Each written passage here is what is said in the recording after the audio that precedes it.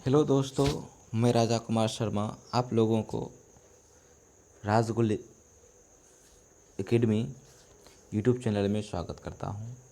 मैं इस वीडियो में आईटीआई, पॉलिटेक्निक, पैरामेडिकल और क्लास 10वीं के फिजिक्स के दर्पण चैप्टर के महत्वपूर्ण क्वेश्चन लेकर आया हूं।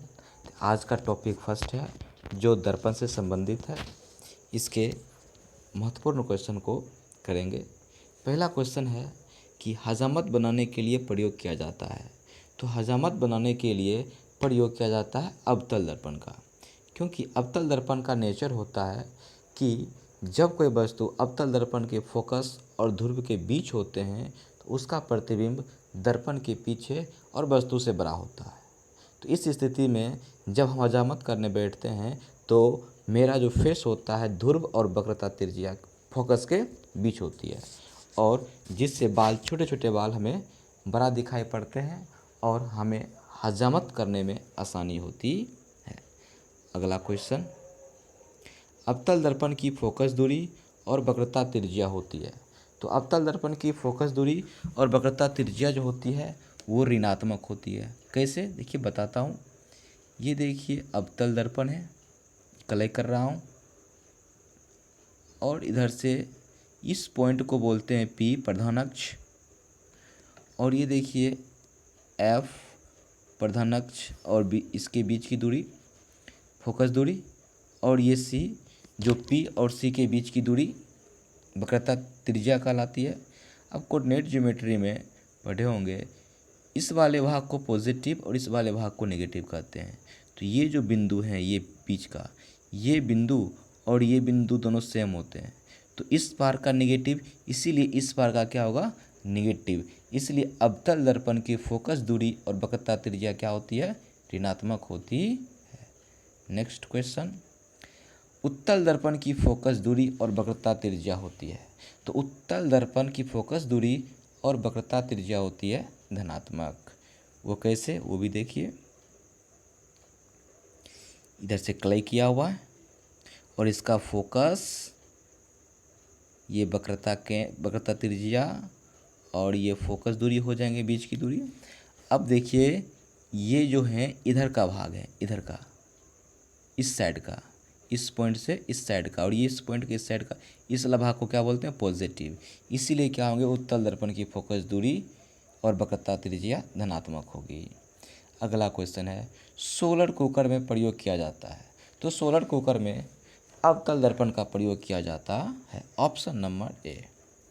नेक्स्ट क्वेश्चन, सर्च लाइट की परावर्तक सतह होती है। तो सर्च लाइट की परावर्तक सतह भी अवतल दर्पण की होती है। काफ़ी इंपॉर्टेंट क्वेश्चन है, कई बार यह आईटीआई में पूछा गया क्वेश्चन है।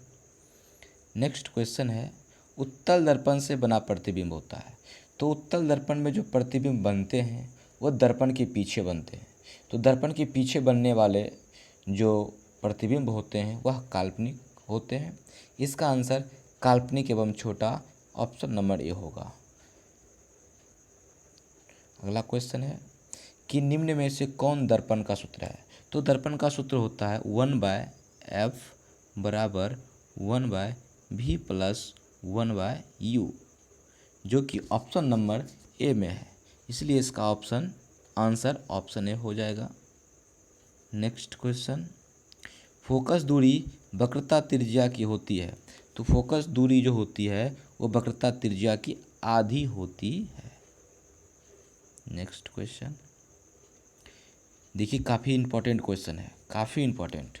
वाहनों के हेडलाइट में किस प्रकार के दर्पण का इस्तेमाल होता है।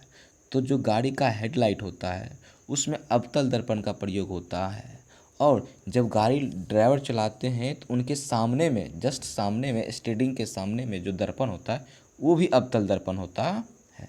ठीक हो गया आंसर, ऑप्शन बी। अगला क्वेश्चन है, ये भी देखिए क्वेश्चन काफ़ी इंपॉर्टेंट है और हल्का क्वेश्चन को घुमाया गया है। कार को चलाते समय पीछे के यातायात को देखने के लिए आप किस प्रकार के दर्पण का प्रयोग करना चाहेंगे। ठीक है, एक्स देखिए लिखा गया, टाइपिंग हो गया सॉरी। तो चाहेंगे इसी क्वेश्चन को दूसरे ढंग से पूछा जाता है कि गाड़ी के साइड मिरर में किस दर्पण का इस्तेमाल करते हैं। तो गाड़ी के साइड मिरर या कार को चलाते समय पीछे के यातायात को देखने के लिए हम उत्तल दर्पण का इस्तेमाल करते हैं, क्योंकि उत्तल दर्पण का दृष्टि क्षेत्र बड़ा होता है और उत्तल दर्पण में बड़ा वस्तु का छोटा छोटा प्रतिबिंब बनता है, जिससे पीछे से आने वाली सभी गाड़ियां हमें स्पष्ट रूप से दिखाई पड़ती है। अगला क्वेश्चन कि एक उत्तल दर्पण की फोकस दूरी 10 सेंटीमीटर है तो वक्रता त्रिज्या होगी। तो वक्रता त्रिज्या को हम r से सूचित करते हैं, तो r बराबर होता है 2f। यदि तो 2 और f कितना है 10, तो इसका आंसर हो जाएंगे 20। Option number B. आइए नेक्स्ट क्वेश्चन, किस दर्पण का परावर्तक सतह बाहर की ओर उभरा होता है। तो देखिए ये क्ले करेंगे, सब क्ले करेंगे, तो ये देखिए बाहर की सतह है, बाहर की सतह ये, तो ये बाहर की ओर उभरा हुआ सतह है। तो इस दर्पण को कहते हैं उत्तल दर्पण। तो आंसर क्या हो जाएगा, ऑप्शन नंबर बी, उत्तल दर्पण। इसमें 3 ही ऑप्शन दिए थे।